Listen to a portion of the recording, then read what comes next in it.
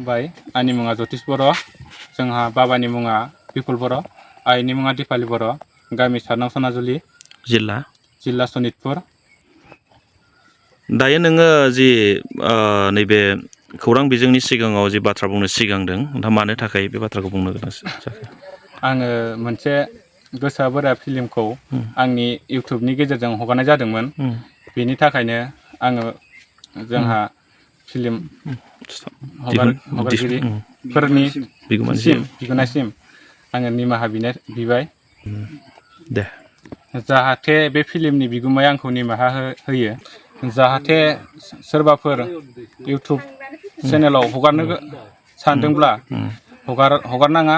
जाहाथे आं बायदि जानांगोन नोंसोरबो। बेनिखायनो नोंथांमोनाबो सोरबाफोर हगारनो सानदोंबा हगारनांला। आङो मोनसे गोसोआ बोराइ फिल्मखौ आंनि इउटुबनि गेजेरजों हगारनाय जादोंमोन।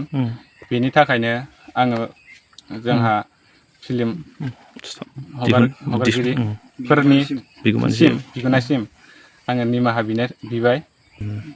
दे जाहाथे बे फिल्मनि बिगोमाया आंखौ निमाहा होयो। जाहाथे सोरबाफोर इउटुब चेनेलाव हगारनो सानदोंब्ला हगारनाङा। जाहाथे आं बायदि जानांगोन नोंसोरबो। बेनिखायनो नोंथांमोनाबो सोरबाफोर हगारनो सानदोंबा हगारनांला।